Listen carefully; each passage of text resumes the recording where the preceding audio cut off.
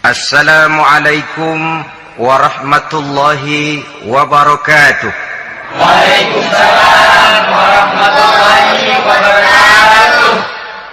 Bismillahirrahmanirrahim. Alhamdulillahi rabbil alamin. Wassalatu wassalamu ala ashrafil anbiya'i wal mursalin, Sayyidina wa maulana Muhammadin wa ala alihi wa ashabihi al-mujahidin at-tahirin, amma ba'du. Saudara-saudara kaum muslimin rahimakumullah,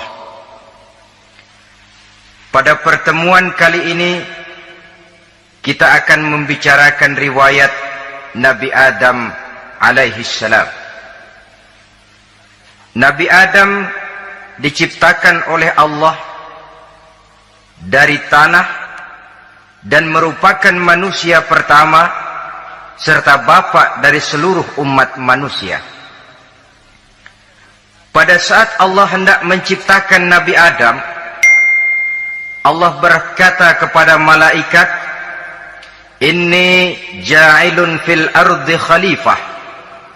Aku akan menjadikan seorang khalifah di permukaan bumi. Malaikat dengan nada sedikit protes berkata, "Ataj'alu fiha may yufsidu fiha wa yasfiku ad-dima wa nahnu nusabbihu bihamdik wa nuqaddisu lak." Tuhan, apa perlunya engkau ciptakan seorang khalifah di permukaan bumi? Kelak kalau mereka berkembang biak, kerjanya hanya akan melakukan kerusakan, menumpahkan darah, saling bermusuhan satu sama lain. Sedangkan kami, kata malaikat, sudah cukup bertasbih memuji kebesaranmu. Allah kemudian menjawab, "Inni a'lamu ma la ta'lamun." Aku lebih tahu tentang apa yang kalian semua tidak mengetahuinya. Setelah diciptakan Nabi Adam daripada tanah, ditiupkan roh, maka Allah kemudian mengajarkan kepada Nabi Adam berbagai macam ilmu pengetahuan. Wa 'allama Adam al-asma'a kullaha. Kemudian Allah mengajarkan Nabi Adam nama-nama segala sesuatu. Nama merupakan simbol daripada ilmu pengetahuan. Nabi Adam akan dijadikan khalifah di permukaan bumi, maka dibekali oleh Allah subhanahu wa ta'ala al-asma'a kullaha, nama-nama segala sesuatu. Yang dimaksud di sini ialah al-ulum al-kathirah, ilmu pengetahuan yang banyak. Malaikat pada mulanya protes, "Kami kan sudah cukup bertasbih Tuhan, kami kan sudah cukup memujimu, untuk apa lagi membuat manusia sebagai khalifah di permukaan bumi?" Seolah-olah malaikat tidak setuju.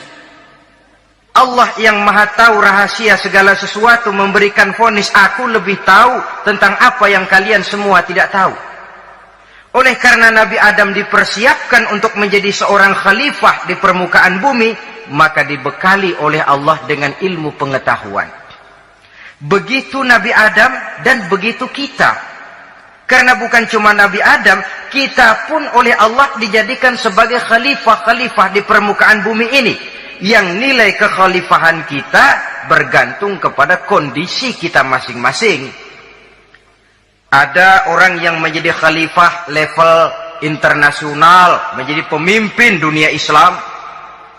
Ada orang menjadi khalifah level nasional saja. Ada khalifah tingkat kota saja, ada khalifah tingkat kecamatan, ada khalifah tingkat RW, RT, sekurang-kurangnya khalifah untuk tingkat rumah tangga masing-masing. Nah, tanpa membekali diri dengan ilmu pengetahuan, jangan berharap kita akan bisa melaksanakan tugas sebagai khalifah di permukaan bumi ini. Apapun saja, Nabi mengajarkan, "Man arada dunya fa'alaihi bil ilmi, wa man arada al-akhirata fa'alaihi bil ilmi, wa man aradahuma fa'alaihi bil ilmi." Siapa yang menginginkan dunia harus dengan ilmu. Yang menginginkan akhirat juga harus dengan ilmu. Yang menginginkan dunia akhirat juga harus dengan ilmunya. Tanpa dasar ilmu, maka manusia tidak akan bisa menjalankan tugas kekhalifahan. Setelah diajarkan Adam nama segala sesuatu, dikonfrontir, dihadapkan dengan malaikat. Hei malaikat, kalau tadi kamu bilang buat apa perlunya menciptakan khalifah? Nih bentuknya. Adam. Sekarang hei malaikat, coba kamu sebutkan nama segala sesuatu ini yang ada di sini ini. Malaikat berkata, Subhanaka la ilma lana illa ma 'allamtana. Ya Allah, kami tidak punya ilmu, kami tidak tahu semua itu kecuali apa yang telah Engkau ajarkan kepada kami. Kalau kamu tidak sanggup, Adam, sebutkan nama-nama semua itu. Adam menyebutkannya dengan lancar. Ketika itulah Allah memerintahkan malaikat untuk sujud kepada Nabi Adam alaihi salam. Sujud di sini bukan sujudul ibadah, sebab sujud ibadah kepada yang selain Allah haram. Tapi sujud di sini sujudut tawadhu' i'tirafan bi fadli Adam. Sujud merendahkan diri sebagai pengakuan terhadap keutamaan dan kelebihan Nabi Adam. Maka orang yang banyak ilmunya lebih utama dari orang yang hanya banyak ibadahnya. Bahkan iblis lebih takut kepada orang alim yang sedang tidur daripada orang goblok yang lagi ibadah. Model ini diceritakan dalam Ihya-nya Imamul Ghazali. Iblis masuk ke masjid mau menggoda orang lagi sholat. Sudah masuk di pojok masjid, dia lihat orang lagi tidur. Ngacir iblis keluar, cepat bener, pucat mukanya. Ketemu di jalan sama temennya, kenapa lari, Mas?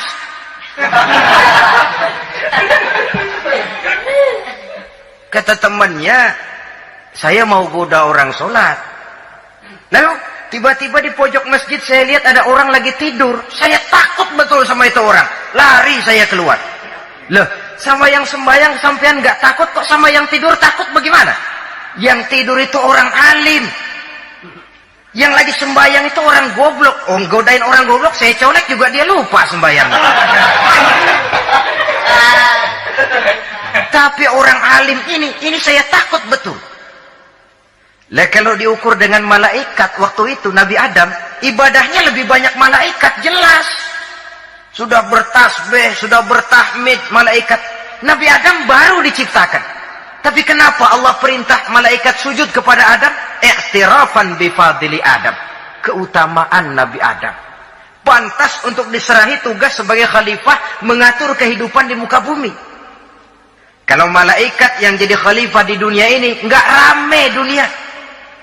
Coba, malaikat, material, harta nggak perlu. Seksual nggak perlu. Dunia ini hambar. Justru dunia ini menjadi ramai setelah manusia diberikan fungsi sebagai malaikat, sebagai khalifah oleh Allah Subhanahu wa taala. Saudara-saudara kaum muslimin rahimakumullah, setelah nyata kelebihan Nabi Adam, maka Allah perintahkan Nabi Adam tinggal di surga dengan segala kenikmatan yang ada di dalamnya. Tapi lantaran sendirian, kesepian Nabi Adam ini. Allah Maha tahu, maka diciptakannya pasangannya, yaitu Siti Hawa dari tulang rusuk yang sebelah kiri. Sehingga Nabi pernah pesan begini, Istausu bin nisa fa innahunna khuliqna min dhil'in. Hati-hati kamu ngadepi perempuan. Yang tolong dengar nih yang laki-laki, yang perempuan belaga budak aja dulu lah. Hati-hati kamu ngadepi perempuan. Fa innahunna khuliqna min dhil'in, karena perempuan diciptakan dari tulang rusuk sebelah kiri. Apa watak tulang rusuk? Tulang rusuk itu kan bengkok. Perempuan tuh begitu, didiemin aja bengkok terus, dikerasin patah.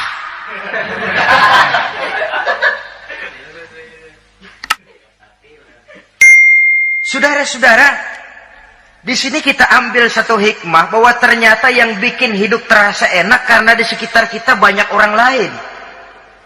Bodoh manusia kalau dia merasa bisa hidup sendirian. Tinggal di tengah kampung tapi gayanya gaya orang tidak mau kenal dan tidak mau tahu sama tetangga. Jangankan di dunia, di sorga saja Nabi Adam karena sendiri, kesepian. Apa saudara mau tinggal di Jakarta? Apa saja di Jakarta, sudahlah milik saudara. Hotel Indonesia dikasih saudara, Hotel Borobudur punya saudara, Monas buntel bawa pulang. Semanggi ambil, tapi di Jakarta saudara tinggal sendirian. Kira-kira enak nggak? Ternyata yang bikin hidup terasa nikmat karena di sekitar kita banyak orang lain. Begitulah Allah ciptakan Siti Hawa. Setelah diciptakan Siti Hawa, natur manusiawi. Nabi Adam mau main pegang aja. Kata Allah, hai Adam, jangan kau sentuh sebelum kau bayar maharnya. Maharnya apa ya Allah? Maharnya antusalli ala Muhammadin sallallahu alaihi wasallam. Maharnya kau bersolawat kepada Nabi Muhammad. Manusianya belum lagi diciptakan tapi namanya sudah ada. Nurnya sudah ada. Bahkan dijadikan mas kawin antara Adam dengan Hawa. Karena itu dalam Islam sebenarnya urusan kawin itu bukan yang sulit. Maka jangan dipersulit. Tapi juga jangan digampang-gampangin.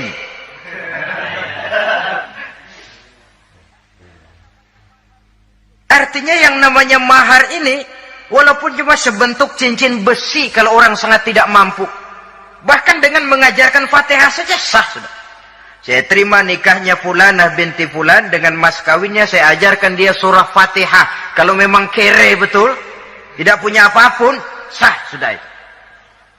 Agama ini mudah, karena itu jangan dipersulit, tapi juga jangan digampang-gampangin. Setelah itu Allah memerintahkan, Ya Adam uskun anta wa zawjukal jannah. Hai Adam, kau dan istrimu tinggallah dalam surga. Wa kula minha ragadan haitsu syi'tuma. Segala makanan yang ada di dalamnya boleh kau makan. Pakaian yang aneka warna boleh kau pakai. Nikmati seluruh fasilitas yang ada di surga ini. Cuma atu aja Adam. Yang lain boleh dah. Mau nggak pakai atu aja jangan. La taqraba hadhihi syajarah. Jangan kamu dekati pohon khuldi itu. Dekat saja jangan. Apalagi sampai metik. Jangan Adam.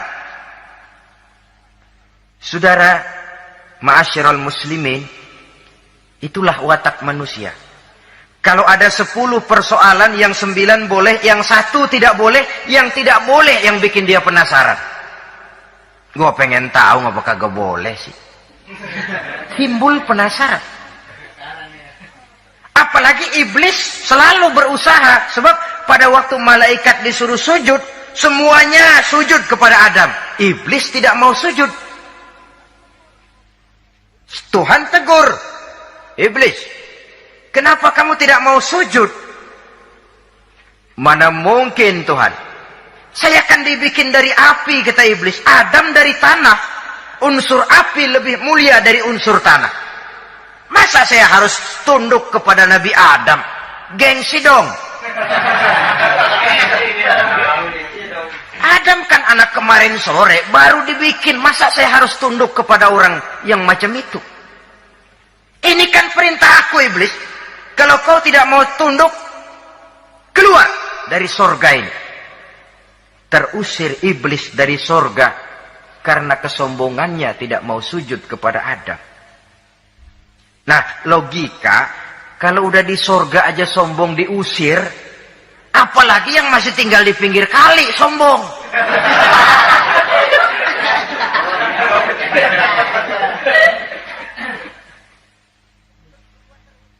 Tapi sejak peristiwa terusirnya itu, iblis bikin proklamasi. Apa proklamasi iblis? Rabbi fanzirni ila yaumi yub'atsun. Ya Allah, gara-gara Adam saya diusir dari surga. Saya minta kepadamu ya Allah, beri saya kesempatan sampai hari manusia dibangkitkan. Kata Tuhan, innaka minal munzarin. Oke, silakan. Mau apa iblis? Rabbi bima aghwaytani la uzayyinanna lahum fil ardi wa la ughwiyannahum ajmain. Ya Tuhan, disebabkan engkau telah menyesatkan aku, akan aku hiasi mereka manusia dengan kejahatan yang ada di muka bumi ini, dan aku akan sesatkan mereka semua. Ini proklamasi iblis. Gara-gara Adam saya terusir dari surga, maka sejak saat ini Adam dan seluruh keturunannya musuh bebuyutan saya. Akan saya lakukan segala macam cara untuk menggelincirkan manusia agar mereka menjadi orang yang engkau murkai ya Allah. Kemudian Allah memberikan jawaban. Dialog ini saudara bisa lihat dalam surah Al-Hijr ayat 40, 41 sampai 44. Kata Allah apa? Inna ibadi laisa laka alaihim sultanun illa man ittaba'aka minal ghawin. Silahkan iblis. Yang lain barangkali bisa kau goda. Kecuali hamba-hambaku yang benar-benar hambaku, engkau tidak akan punya daya tipu mereka. Engkau tidak akan punya kemampuan menggelincirkan mereka. Kecuali kalau memang mereka sudah mau ikut pengaruhmu. Sepanjang mereka benar-benar menjadi hambaku, kata Allah, hamba Allah yang sebenarnya, mereka di luar kekuasaanmu iblis. Tapi kalau mereka sudah turun menjadi hamba harta, hamba dunia, hamba pangkat, budak jabatan, mereka itu yang bisa kau gelincirkan. Selama mereka masih tetap sebagai hambaku, kata Allah, mereka di luar jangkauan kekuatan dan kekuasaanmu iblis. Nah, sejak saat itu kan iblis selalu nyari jalan, nyari lantaran bagaimana Adam nih supaya dia tergelincir. Gara-gara dia saya diusir dari surga. Nguping terus iblis. Sampai akhirnya dia dapat berita tentang dilarangnya Nabi Adam mendekati pohon khuldi itu. Satu hari dengan muka sedih, ya iblis itu the best actor. Aktor ulung dia. Dengan roman muka sedih, dia datang kepada Nabi Adam dan Siti Hawa. Kata Nabi Adam, iblis, ente kok tampangnya demek amat sih?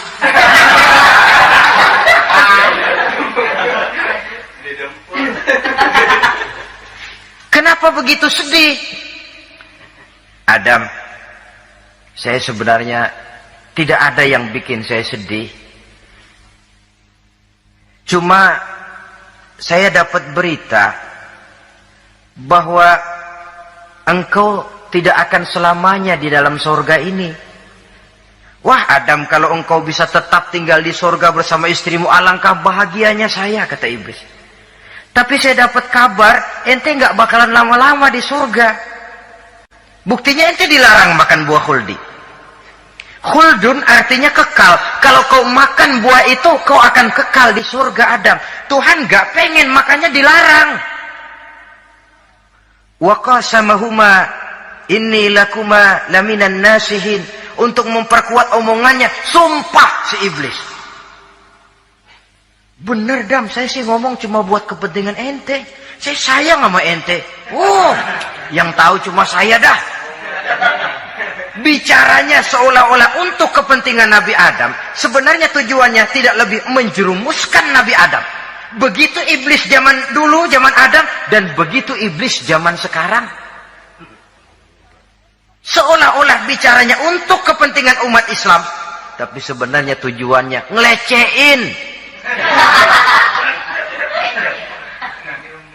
Memperdayakan umat Islam. Dia bilang kepada Adam, saya sih cuma ngasih saran Adam, kalau ente pengen selamanya di surga, petik aja tuh buah. Pokoknya beres dah. Itu si Tuhan ngarang ya bohongin doang lo. Supaya kau dan istrimu tidak lama-lama di surga, maka dilarangnya kau memakan buah khuldi itu. Udah, embat saja. Saudara-saudara, tipu daya iblis ini bisa kita baca dalam surah Al-A'raf ayat 20 sampai ayat 22. Nabi Adam tergoda, ditambah oleh bujuk rayu Siti Hawa. Nabi Adam yang setengah hati itu akhirnya terpancing betul. Sebab itu perempuan, walaupun peranannya tidak begitu kelihatan, tapi memang sangat menentukan. Tidak ada seorang suami bisa sukses jadi apapun dia tanpa peran serta istrinya. Karena itu sebagai muslim, kita punya teman hidup dan kita punya lawan hidup. Siapa teman hidup kita? Dalam arti sempit, teman hidup kita istri. Kalau dia istri tentu suami yang taat kepada Allah dan Rasulnya. Dalam arti luas, teman hidup kita ialah setiap muslim, setiap orang yang pandangan hidupnya sama dengan kita. Itu teman hidup.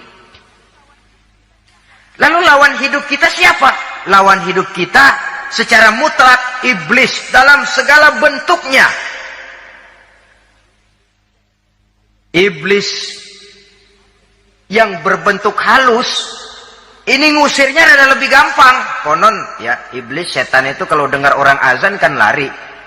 Takut dia, dibacakan bismillah, minggir. Yang sulit diusir ini iblis yang berbentuk manusia. Diazanin nyengir.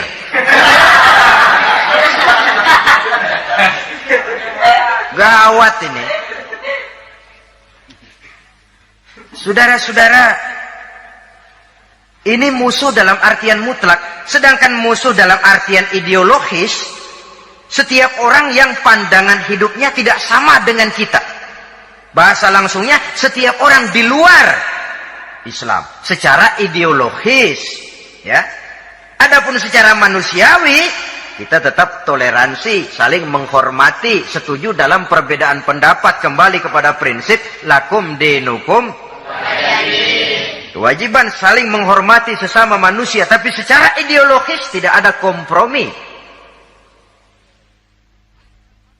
Begitulah Nabi Adam tergoda.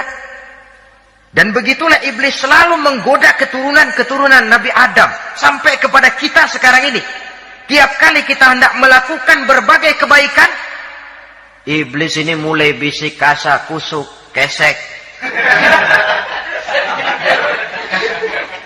Saudara tadi dari rumah mau berangkat niat dengerin ceramah macam ini. Apa dikira iblis enggak? Wah, gatal iblis. Kata iblis, alah jangan bertingkah lah dengerin ceramah. Ceramah mah urusan 70 ke atas. Ente masih muda. Berjuang kita. Jihad, bismillah. Tidak, saya mau dengar ceramah. Berangkat kita ke tempat ini. Sampai di sini apa dikira iblis diam? Enggak. Dia bisikin lagi. Iya, lu hadir ke sono dah. Cuma nyampe sono lu ngomong aja ngomong dah. Ustadz mah jangan didengerin, ngomong aja udah. Perang lagi jihad, saya nggak mau ngomong, mau dengerin betul-betul. Kata iblis, iya lu dengerin dah, jangan ngomong, cuman pules.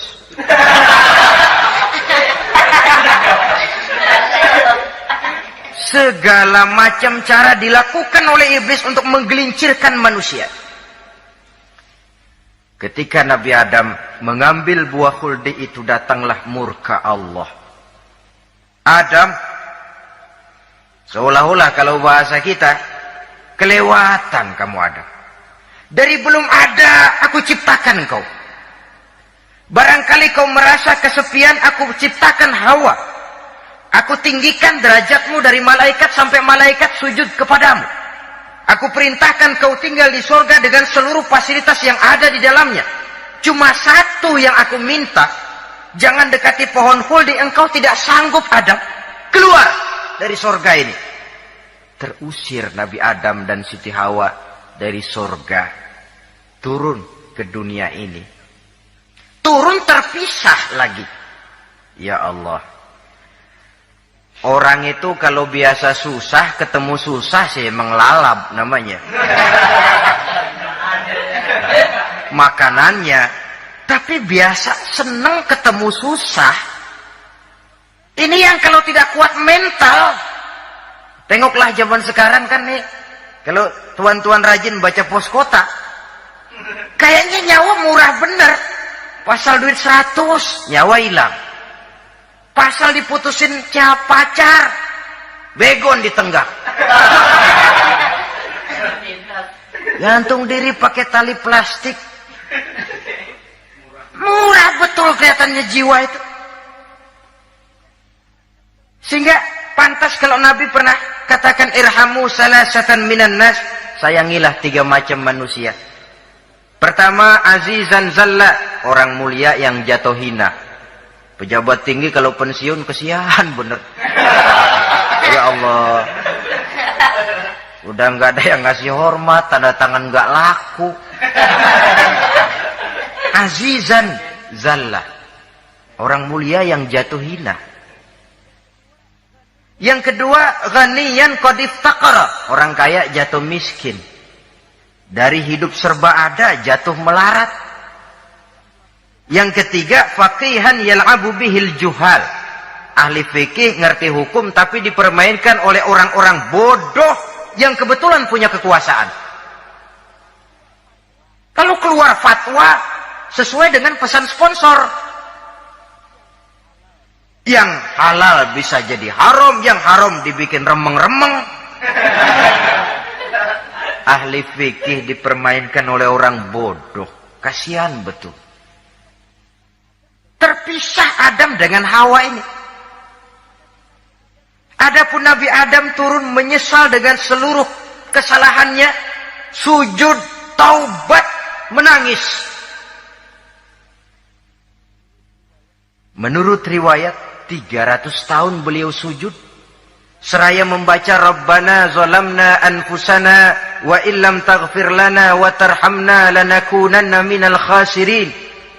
Ini doanya Nabi Adam, ya Allah, kami telah zalim kepada diri kami sendiri.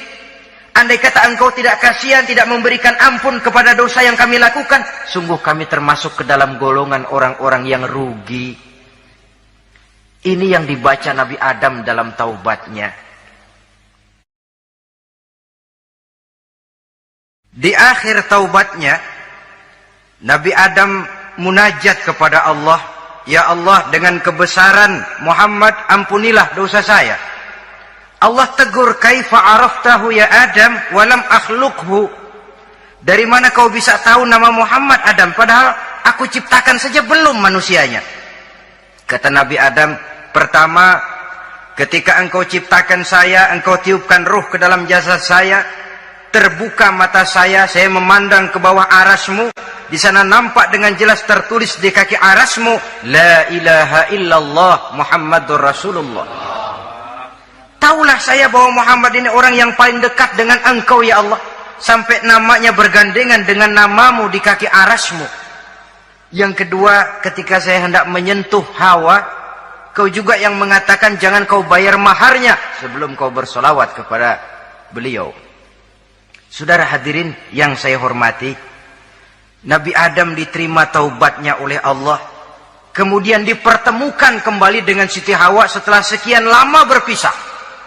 Pertemuan itu terjadi di satu dataran luas, di satu padang yang luas, yang sampai sekarang dinamakan dengan Padang Arafat. Tempat para ibadah haji melakukan wukuf, yaitu puncak pelaksanaan ibadah haji. Dan pertemuan itu sendiri terjadi di atas sebuah bukit kecil yang diabadikan dengan nama Jabal Rahmah di kawasan Arafat itu. Di atas Jabal Rahmah itu ada satu monumen kecil untuk mengabadikan pertemuan Nabi Adam dengan Siti Hawa. Lalu tinggallah keduanya di permukaan bumi ini. Oleh Allah diberikan karunia keturunan yang banyak. Dan tiap kali lahir kembar. Kembarnya laki perempuan, laki perempuan, laki perempuan. Dari sinilah berkembang biak manusia. Di mana di zaman Nabi Adam perkawinannya silang. Karena tentu tidak ada manusia lain. Perkawinan silang itu artinya kalau si A dan B, A ini laki, B perempuan, kemudian lahir kembar kedua antara C dengan D, maka begitulah yang A dikawinkan dengan D, yang C dikawinkan dengan B. Perkawinan silang. Tidak boleh perkawinan yang kembar sama di waktu dilahirkan. Nah, di antara putra-putra Nabi Adam yang kemudian juga membuat sejarah, yaitu Habil dan Qabil. Habil, saudara kembarnya namanya Labuda, perempuan. Qabil, saudara perempuannya Iklimah. Menurut hukum perkawinan waktu itu harus silang. Habil harus kawin dengan Iklimah dan Qabil harus kawin dengan Labuda. Tapi Qabil protes. Dia kepengen kawin dengan saudara kembarnya sendiri. Dalam arti yang sama-sama dilahirkan dengan dia, yaitu Iklimah. Kenapa? Karena kebetulan rupa Iklimah ini lebih cantik daripada Labuda. Protes kepada ayahandanya Nabi Adam. Abah, saya tidak terima, saya harus kawin dengan Iklimah. Tidak, Qabil, kamu harus kawin dengan Labuda. Enggak mau. Kenapa dengan Labuda? Kurang kece.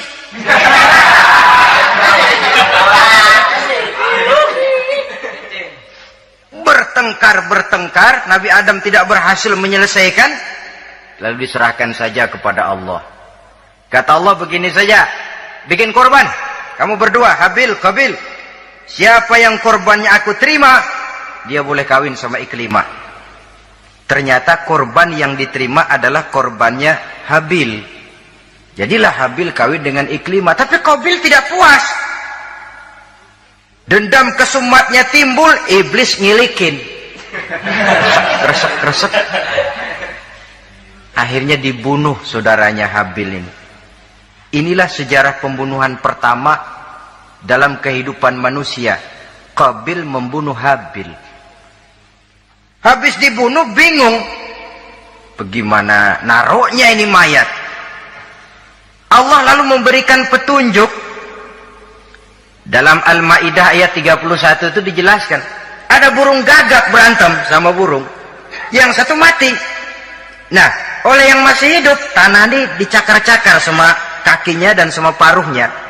Sehingga berbentuk lubang, bangkai saudaranya itu dimasukin ke lubang itu, lalu diuruk lagi pakai tanah. Oleh cakar kakinya dan paruhnya itu. Sehingga Qabil, cara ini bisa. Itulah sejarah penguburan pertama dalam perkembangan manusia.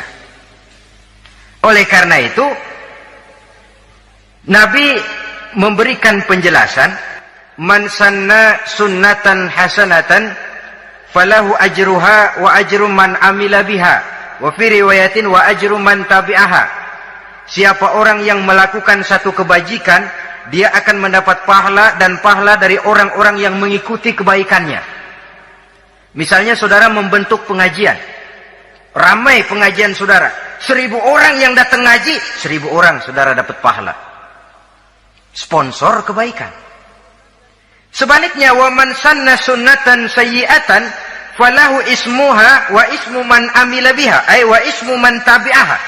Siapa yang memulai suatu kejahatan, dia akan mendapat dosa dan dosa dari orang-orang yang melakukan atau mengikuti kejahatannya.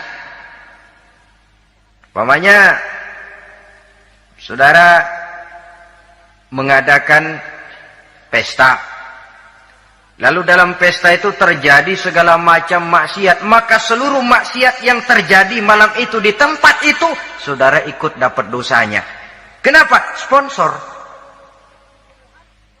Tiap kali ada pembunuhan, Qabil dapat andil dosa. Kenapa? Sponsor. Tapi kalau dua orang muslim, ini masalahnya Habil nggak ngelawan kan, dibunuh. Tapi kalau dua orang muslim berkelahi, kata Nabi apa? Apabila dua orang muslim saling berbunuh-bunuhan, maka al-qatil wal maqtul finnar. Baik yang membunuh ataupun yang dibunuh, dua-duanya neraka. Sahabat heran, ya Rasul, kalau yang ngebunuh masuk neraka pantas, tapi ini yang dibunuh kenapa neraka juga? Soalnya sama-sama niat, cuman keduluan aja. Itu kan masalahnya. Andai kata dia nggak terbunuh, dia yang akan membunuh. Niat itu sudah ada. Nah kalau Habil ini dia tidak punya niat membunuh, dia memang dibunuh oleh Qabil. Saudara-saudara kaum muslimin rahimakumullah. Lalu dari situlah berkembang biak keturunan Nabi Adam alaihi salam. Sehingga dengan demikian bisa kita katakan sebagai satu konklusi, pertama, bahwa manusia adalah makhluk Allah yang menempati kedudukan tertinggi dan berasal dari Nabi Adam sebagai manusia pertama. Dengan malaikat sekalipun, manusia sebenarnya lebih tinggi. Kapan? Kalau dia tetap benar-benar sebagai hamba Allah yang membekali diri dengan ilmu pengetahuan. Laqad khalaqnal insana fi ahsani taqwim. Kami ciptakan manusia dalam bentuk yang paling baik. Dan ketinggian manusia itu tidak ditentukan oleh bahan-bahan dari mana manusia diciptakan, tapi ditentukan oleh adanya roh yang ditiupkan ke dalam jasadnya dan kemampuan yang ditimbulkan oleh nilai-nilai rohaniah tadi. Kalau secara biologis kita ini semua bahannya sama. Dari saripati mak tanah yang menghasilkan buah yang dimakan oleh mak bapak kita, membentuk hormon, menghasilkan sperma, terjadi kerjasama yang baik antara ibu dan bapak, sehingga kemudian melahirkan kita ke alam dunia ini. Secara biologis bahan kita sama, dan tidak itu yang menentukan ketinggian manusia. Walaupun keturunan juga mempengaruhi, sebab sekarang ada istilah ramai orang bicara bayi tabung. Dan majelis ulama sudah memberikan fatwa kalau spermanya itu berasal dari sang bapak, tidak jadi masalah. Tapi kalau dari orang lain, haram. Yang lebih celaka lagi di negara maju, tidak lewat proses alam rahim. Jadi dalam satu tabung yang diberikan suhu yang mirip dalam kandungan, di situ dipertemukan antara sperma, air mani laki-laki, dengan ovum, air mani perempuan. Diberikan suhu yang mirip dalam kandungan, dan itu diharapkan bisa menghasilkan manusia lewat tabung kaca itu. Saya tidak sanggup bayangkan kalau sekarang orang tanya usul asal-usul kita, kan kita masih enak jawab. Kamu anak siapa? Oh, bapak saya Fulan, ibu saya Fulana. Oh, kenal saya. Tapi manusia yang akan datang kalau proyek ini berhasil, bapakmu siapa? Enggak tahu, saya dulu keluar dari tabung, Pak. Rendah betul martabat manusia. Sama saja dengan ada perempuan pernah protes, Pak, Islam itu nggak adil katanya. Kenapa? Masa dalam Islam laki-laki boleh kawin lebih dari satu, tapi perempuan nggak boleh kawin lebih dari satu? Supaya sama-sama adil, boleh dong perempuan punya laki lebih dari satu. Saya bilang, justru disitulah Islam itu hendak menjaga martabat manusia.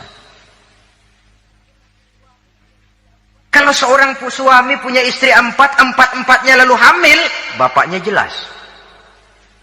Tapi kalau perempuan satu punya suami 4 lalu hamil, bapaknya yang mana ya?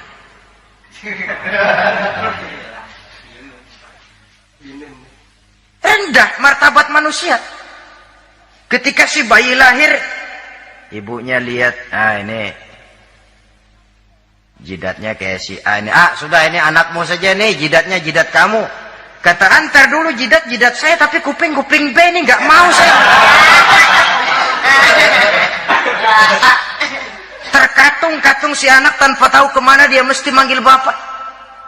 Ibu daftarin anak ke sekolah, Pak Guru tanya lagi, ini bin siapa, Bu? Bingung lah, udah tulis Bu, bin rame-rame.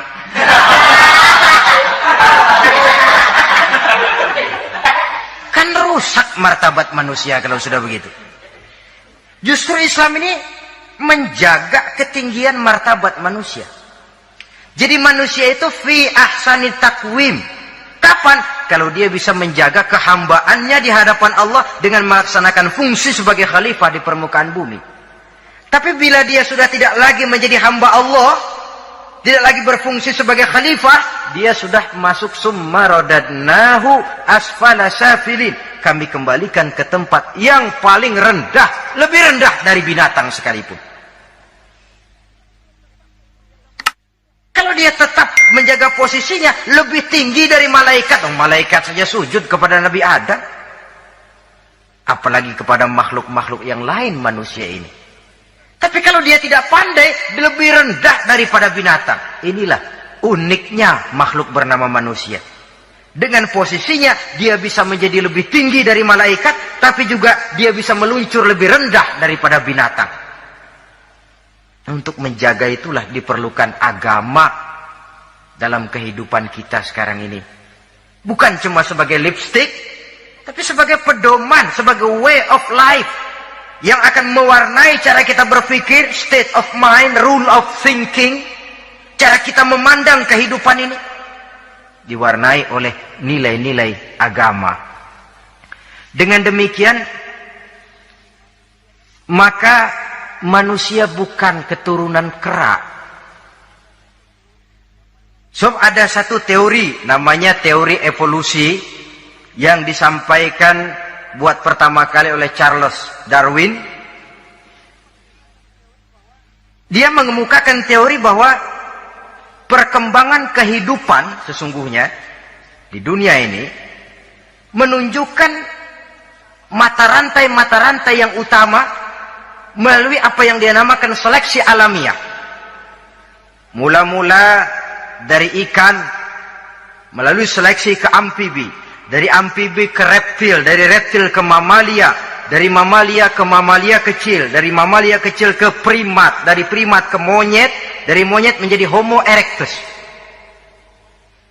Ini teori Darwin. Tapi dia tidak jelas-jelas mengatakan bahwa manusia keturunan monyet, hanya seketurunan.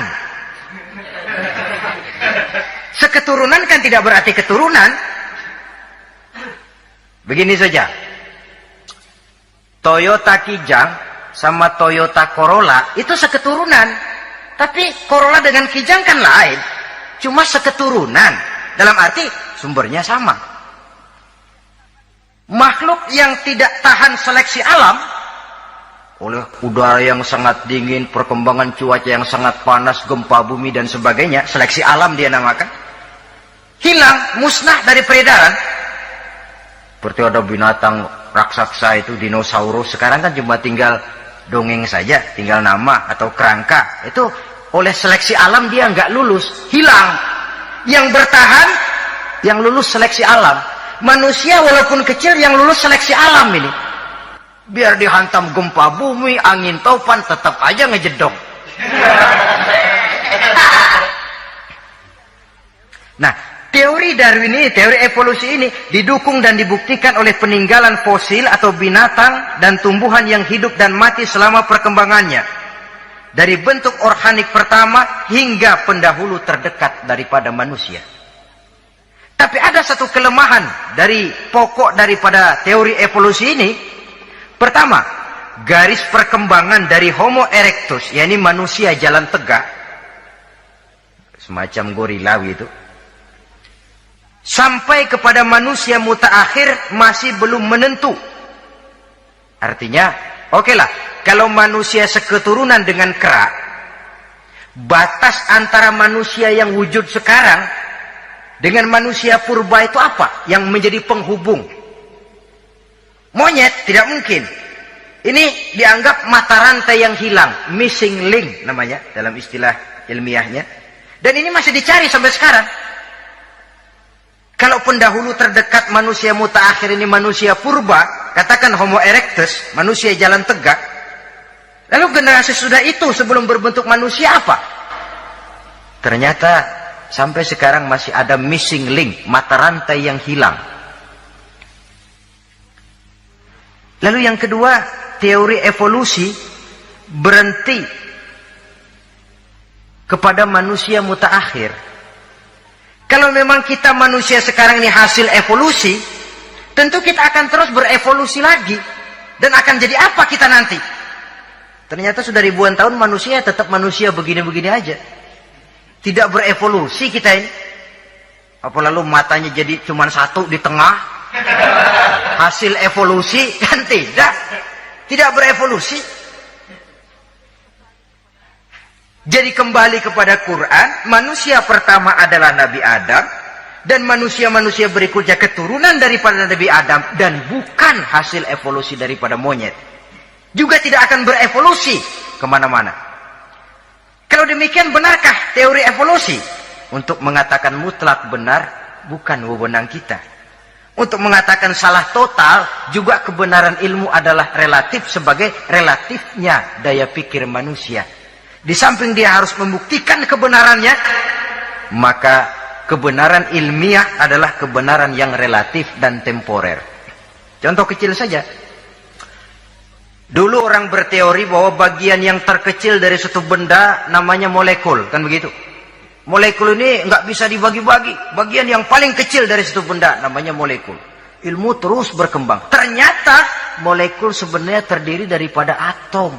Atom itulah bagian terkecil dari satu benda yang nggak bisa dibagi-bagi lagi. Nah, berubah sudah teori pertama. Tidak jadi molekul sekarang, atom. Belakangan rupanya atom masih tersusun dari partikel-partikel. Partikel inilah bagian yang terkecil dari satu benda. Berubah lagi sudah. Dan tidak mustahil akan ada penemuan bahwa partikel pun masih bisa dibagi-bagi lagi.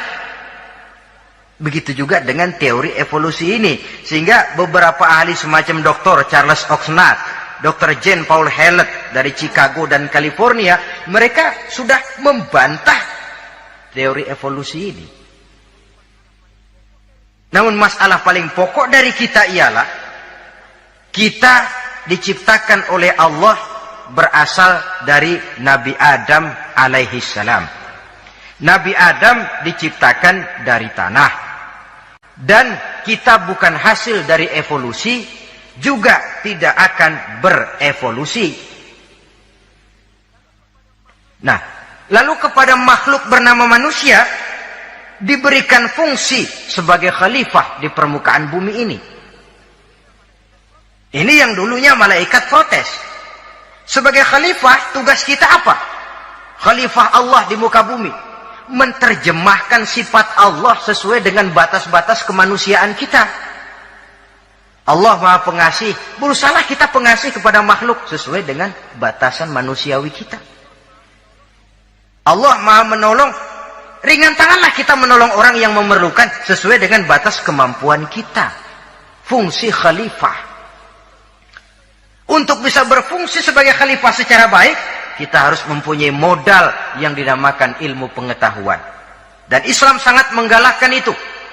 Jauh dulu 14 abad yang lalu, dari desa kecil yang bernama Mekah yang peta belum muat, orang di dunia belum kenal, sudah keluar seruan utlubil ilma walau bisin, tuntutlah ilmu walaupun di negeri Cina.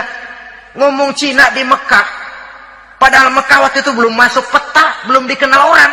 Sudah ada revolusi ilmu dan budaya. Belajar walaupun harus nyebrang ke negeri Cina. Lalu ada lagi misalnya, alimu auladakumus sibahata warrimayah, kata Nabi. Ajarkan anakmu renang dan lempar. Lempar lembing, lempar cakram. Olahraga. Satu tanda Islam agama masa depan. 14 abad yang lalu di Saudi Arabia, Nabi mengajarkan, ajari anakmu berenang. Kalau Islam agama untuk orang Arab saja, mau berenang di pasir.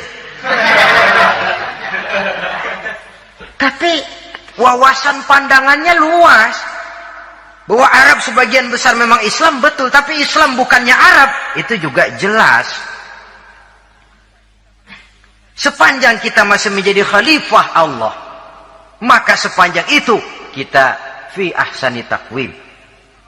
Nah, sebagai khalifah Allah kita bertugas membudidayakan alam ini. Kita kadang-kadang terlalu. Ada ayat, wa ma min dabatin fil ardi illa 'alallahi rizquha. Semua yang melata di muka bumi dijamin rezekinya oleh Allah. Ayat itu betul. Hak karena datang dari Allah. Bahwa rezeki disediakan di muka bumi memang. Tapi rezeki itu tidak turun begitu saja laksana jatuhnya embun di waktu pagi. Kita harus berusaha. Dan usaha manusia mencari rezeki lain dengan ayam. Kalau ayam dari tahun atu. Nyari rezekinya tuh modalnya cuma ceker patok. Coba, dari tahun 1 ayam asal punya ceker, punya patok, sudah dapat rezeki dia. Nggak perlu masuk TK, SD, SMP. Tapi manusia cari rezeki, apalagi zaman sekarang. Persaingan hidup tajam, lapangan kerja sulit, tensi ekonomi tinggi. Masuk sekolah urusan, tamat sekolah urusan. Kadang-kadang dilema juga. Masuk perguruan tinggi negeri sulitnya setengah mati kayak onta masuk ke lubang jarum. Masuk perguruan tinggi swasta yang favorit biayanya selangit. Artinya tanpa membekali diri dengan ilmu, keahlian, skill, kemampuan, fungsi sebagai khalifah sulit untuk bisa kita laksanakan. Saudara-saudara kaum muslimin yang berbahagia, kalau fungsi khalifah ini mampu kita laksanakan, iblis putus asa sudah. Sebagai khalifah, di satu pihak kita menyembah hanya kepada Allah, di lain pihak kita membudidayakan alam ini. Ada apa sih di perut bumi? Minyak, gas, timah, emas. Ada apa sih di lautan? Pelajari lewat oceanografi, membudidayakan alam. Air sungai supaya arusnya nggak mengalir mubazir, ada manfaatnya, bisa menimbulkan energi yang menghasilkan tenaga listrik, bisa mengairi persawahan, irigasi. Bikin apa? Bikin dam, membudidayakan alam. Tapi juga mengislamkan budidaya itu. Bahasanya mengkulturkan natur, mengislamkan kultur. Membudidayakan alam dan mengislamkan budi dan budaya manusia ini. Sehingga apapun yang kita kelola dari alam ini nantinya akan untuk menunjang tugas sebagai khalifah, sujud kepada Qadhi Rabbul Jalil. Saudara-saudara, maka bersyukur kita oleh Allah dijadikan manusia. Tidak pesan, terima beres, cantik. Dari segi biologis maupun psikologis, tidak ada makhluk secantik manusia. Dibekali dengan agama di samping akal. Sehingga agama membimbing akal agar sampai kepada kebenaran yang hakiki. Kita sebagai keturunan Nabi Adam memegang fungsi khalifah. Jadi jangan main-main loh, kita ini turunan Nabi, betul ini. Saudara-saudara yang hadir semua di depan saya ini, termasuk saya, kita ini turunan Nabi, kita ini Nabi Adam. Jangan main-main loh, turunan Nabi gini-gini, Nabi Adam.